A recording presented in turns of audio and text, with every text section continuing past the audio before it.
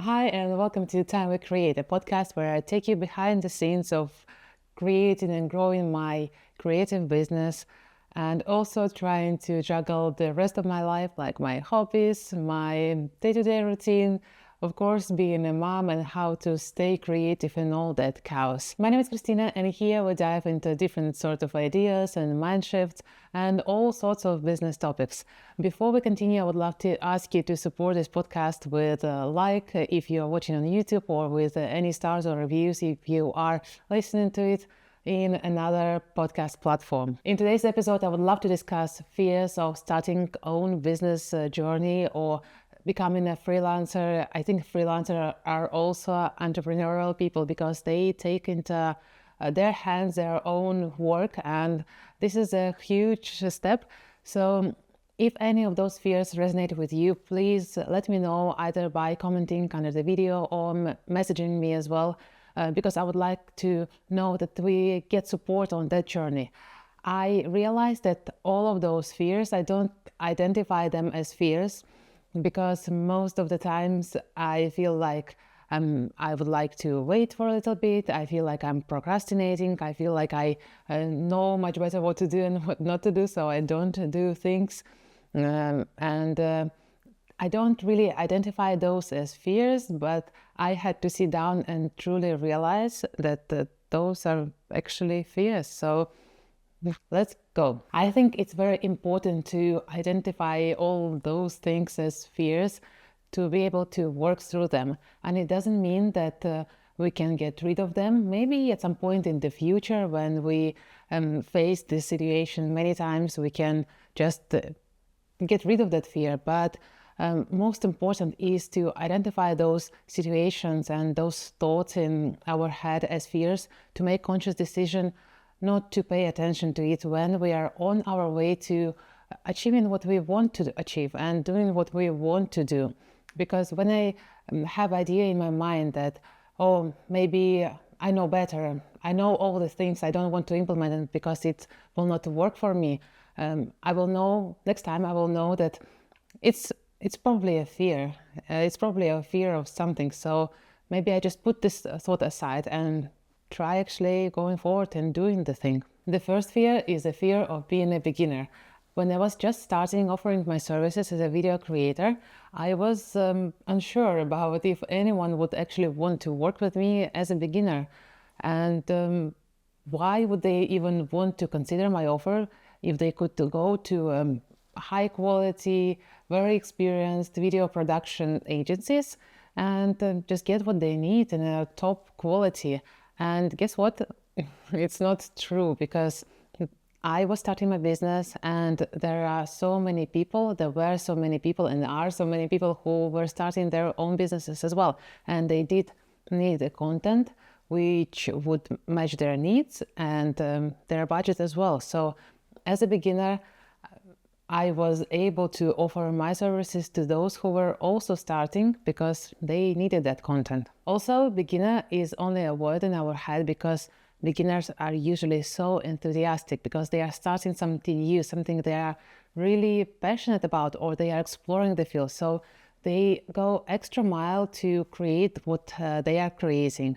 And they are so enthusiastic. They stop being beginners very soon because they take on a lot of projects, they experiment a lot, they spend a lot of time learning the skill they are offering. So really they stop being beginners very quickly. Here I would like to add a very important note, that there is a big difference in you as a beginner deciding to go an extra mile or doing some extra work for your client to get some more experience or to have good recommendations, and people taking advantage of you as a beginner, because I have seen both, and the first one is or can be part of your journey, but the second one I think is not acceptable.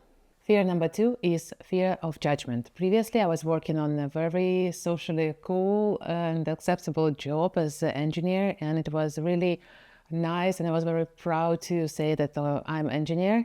But then when I decided to switch to a more creative field and also starting my own journey, I was doubting, and I was a bit worried that I will get judged and my work is not as prestigious and not as cool. I was scared that people would discuss and judge and laugh about my decisions. And honestly, it all happened, and I heard that I disappointed people and I have to come back to my normal work. And really, I'm still okay. The thing is that I'm living my own life and I'm responsible for my decisions. So it's me who wake up every morning going to the job that I love right now. And it's me who will be looking back at my life thinking, did I try what I wanted to try? Did I experience what I wanted to experience? And I'm grateful for all the experiences that I had. I'm grateful for the job that I previously had. I'm glad that I decided to just do this leap of faith, take this leap of faith and start my own thing, and it works out really well. I also like the fact that while my daughter is at nursery, so she's spending a day away from me, and during that time I'm not suffering, I'm doing the things that I really like. And in the grand scheme of things, after 5 or 10 years, I may be remembering those judgments, but I will mostly remember the fact that I went after my dreams, and this hopefully will make my heart warm. Fear number 3 is more about me becoming a mom and starting my own business at that time, was that I had a new reality. I was spending most of my days with my daughter while she was very little, and my day was really very unpredictable. Sometimes I could put her down to sleep, but most of the times she wanted to stay with me and sleep with me. So I had to be very careful while trying to figure out how to work around that. So what I had to do is I had to accept this new reality and start working with it. So while accepting the new projects from my clients, I had to factor in extra time for the project. Of course, that meant that not everyone was ready to wait longer for their deliverables, and hence not all of the projects were good for me. But then I realized that those clients are really not my clients then. I definitely know that there are some projects that require very fast turnaround time and delivering things very urgently, but it's not something that I can promise in my new reality, really. So going forward, I decided to take on projects that I could deliver in a quality that I think is the best from my side, and also something that I could deliver on time, because those two things are very important to me. But also I had to keep in mind that my values, like being present with my family when they need me, are really important, and it's my responsibility to make sure that they are met. And whenever I can deliver my work earlier, this is a nice bonus, but I make sure that no matter what happens, nearly no matter what happens, I still can deliver the project on time and with good quality.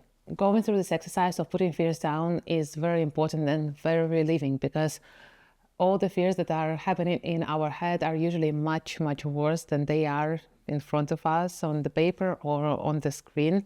So really do this, it really helps. I would be happy to know, how did you overcome the fears that you had, or maybe are working on them now?